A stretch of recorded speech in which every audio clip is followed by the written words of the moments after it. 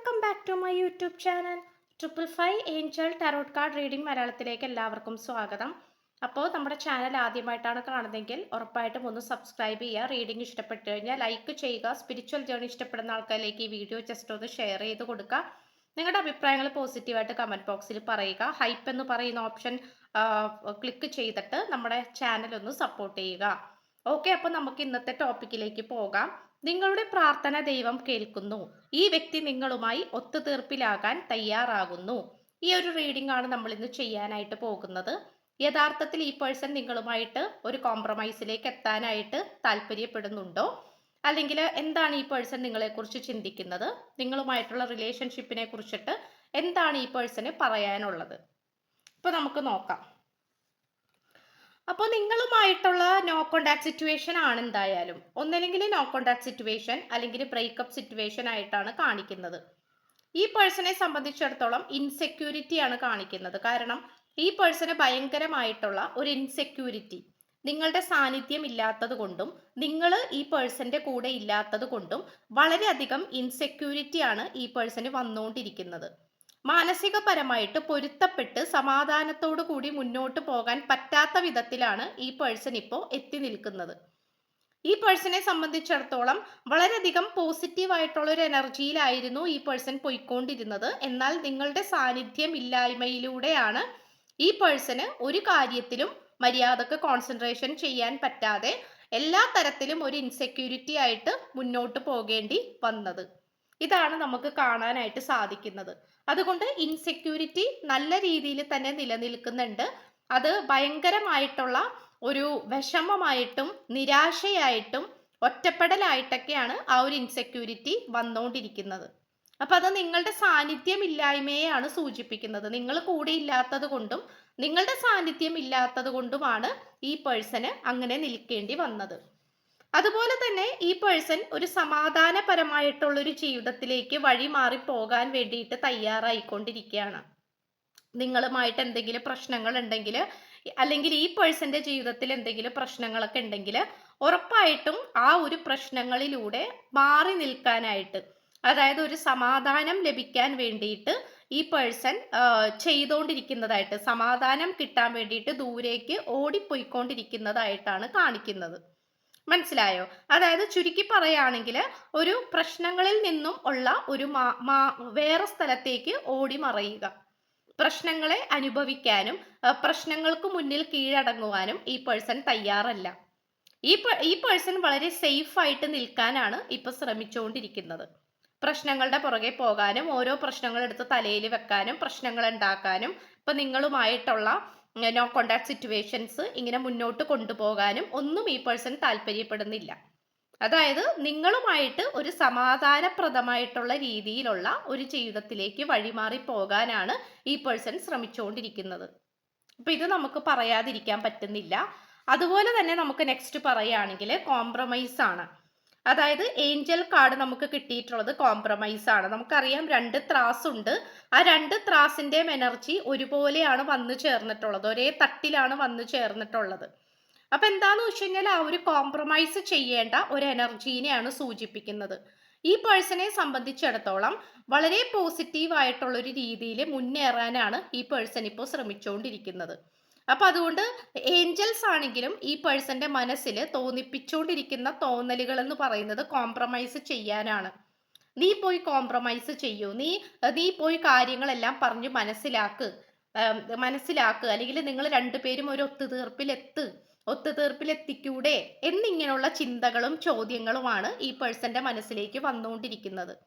അത് നമുക്ക് പറയാതിരിക്കാൻ പറ്റുന്നില്ല. അതുകൊണ്ട് വളരെയധികം കോംപ്രമൈസേഷൻ ചെയ്യുന്ന ഒരു എനർജിയിലേക്കാണ് വന്നുകൊണ്ടിരിക്കുന്നത്. പിന്നെ ഈ പേഴ്സന്റെ മനസ്സിൽ വരുന്ന ഒരു കാര്യം എന്ന് പറയുന്നത് I don't want to run any more എന്നാണ്. എനിക്കിനി വീണ്ടും മുന്നിലേക്ക് അല്ലെങ്കിൽ ദൂരേക്ക് ഓടിപ്പോകേണ്ട ആവശ്യമില്ല, ഓടിപ്പോകാൻ ഞാൻ തയ്യാറല്ല എന്നുള്ള രീതിയിലാണ് ഈ പേഴ്സൺ നിൽക്കുന്നത്. കാരണം ഈ പേഴ്സണെ സംബന്ധിച്ചിടത്തോളം നിങ്ങളുടെ അടുത്ത് നിന്നും ദൂരേക്ക് ഓടിപ്പോയി മതിയായിരിക്കുന്നു എന്നാണ് കാണിക്കുന്നത്. ഈ പേഴ്സണെ സംബന്ധിച്ചിടത്തോളം നിങ്ങളുടെ കൂടെ നിന്നുകൊണ്ട് സമാധാനപരമായിട്ടുള്ള രീതിയിൽ മുന്നോട്ട് പോകാനാണ് ഇപ്പോൾ ശ്രമിക്കുന്നത്. എന്തിനാണ് ഇങ്ങനെ ദൂരേക്ക് ഓടിപ്പോയിട്ട് എന്ത് നേട്ടമാണ് കിട്ടുന്നത്? അതുകൊണ്ട് എന്ത് പ്രയോജനമാണ് ഉണ്ടാകുന്നത്? ഈ ഒരു ചിന്തകളാണ് ഈ പേഴ്സന്റെ മനസ്സിലൂടെ കടന്നു പോയിക്കൊണ്ടിരിക്കുന്നത്. അതുകൊണ്ട് നിങ്ങളുടെ അടുത്ത് നിന്നും ദൂരേക്ക് ഓടിപ്പോകാനായിട്ട് ഈ പേഴ്സൺ ഇപ്പോൾ താല്പര്യപ്പെടുന്നില്ല എന്നുള്ളതാണ് നമുക്ക് കാണാനായിട്ട് സാധിക്കുന്നത്. അതിനോടൊപ്പം തന്നെ പറയുകയാണെങ്കിൽ ലോൺലിനെസ് ആണ്, ഒറ്റപ്പെടലിനെയാണ് സൂചിപ്പിക്കുന്നത്. ഒറ്റപ്പെട്ടിട്ട് മുന്നോട്ട് പോകുന്ന ഒരു സിറ്റുവേഷൻ, അല്ലെങ്കിൽ മറ്റുള്ളവരെ വളരെ സ്നേഹത്തോടു കൂടി മുന്നോട്ട് പോകുന്ന സമയത്ത് ഈ പേഴ്സൺ ഒറ്റപ്പെട്ട് നിൽക്കുകയാണ്. അതായത് എന്താന്ന് വെച്ച് കഴിഞ്ഞാൽ വേറെ ആൾക്കാർ തൻ്റെ കമിതാവായിട്ട് അല്ലെങ്കിൽ തൻ്റെ ലവറായിട്ട് മുന്നോട്ട് നടന്ന് നീങ്ങുമ്പോൾ ഈ പേഴ്സൺ ഒറ്റപ്പെട്ട് നോക്കി നിൽക്കുകയാണ്. ഈ സിറ്റുവേഷൻ ആണ് കാണിക്കുന്നത്. അപ്പൊ അതുകൊണ്ട് ഈ പേഴ്സൺ ഒരുപാട് സിറ്റുവേഷനിൽ ഒറ്റപ്പെട്ട് പോയിട്ടുണ്ട് എന്ന് തന്നെയാണ് കാണിക്കുന്നത്. ആ ഒറ്റപ്പെടലിൽ ഈ പേഴ്സൺ മനസ്സിലാക്കാൻ ശ്രമിച്ചുകൊണ്ടിരിക്കുന്നത് നിങ്ങളുടെ സാന്നിധ്യത്തിനെയാണ്. നിങ്ങൾ എത്രമാത്രമാണ് ഈ പേഴ്സണെ എഫക്റ്റ് ചെയ്തിട്ടുള്ളത്, അല്ലെങ്കിൽ ഈ പേഴ്സണെ പ്രോത്സാഹിപ്പിച്ചിട്ടുള്ളത്, ഈ പേഴ്സണ് വേണ്ടിയിട്ട് ചെയ്തിട്ടുള്ള നന്മകൾ, ഈ പേഴ്സണെ സ്നേഹിച്ച രീതി, അല്ലെങ്കിൽ നിങ്ങൾ ഈ പേഴ്സണെ ട്രീറ്റ് ചെയ്ത രീതി, ഈ റിലേഷൻഷിപ്പിനെ നോക്കി കണ്ട രീതി, ഇതെല്ലാം ഈ പേഴ്സൺ ഓർത്തോണ്ടിരിക്കുകയാണ്. കാരണം ഈ പേഴ്സൺ ഓർക്കാതിരിക്കാൻ പറ്റത്തില്ല. കാരണം അത്രയും ഒരു സിറ്റുവേഷനിലൂടെയാണ് ഈ പേഴ്സൺ കടന്നു പോയിക്കൊണ്ടിരിക്കുന്നത്. ഒരുപാട് കാര്യങ്ങൾ ഈ പേഴ്സൺ എടുത്തുചാട്ടം പ്രവർത്തിച്ചിട്ടുണ്ടോ, എടുത്തു ചാടിയിട്ടുണ്ട്. എടുത്തു ചാടിക്കൊണ്ട് നിങ്ങളെ വേദനിപ്പിക്കുന്ന രീതിയിൽ നിങ്ങളോട് സംസാരിച്ചിട്ടുണ്ട്, എല്ലാം ചെയ്തിട്ടുണ്ട്. അതെല്ലാം ഇന്ന് ഒരു മോശപ്പെട്ട ഒരു ഓർമ്മയായിട്ടാണ് ഈ പേഴ്സൺ ഓർത്തുകൊണ്ടിരിക്കുന്നത്, അല്ലെങ്കിൽ പറയാൻ ആഗ്രഹിക്കുന്നത് പോലുമില്ല.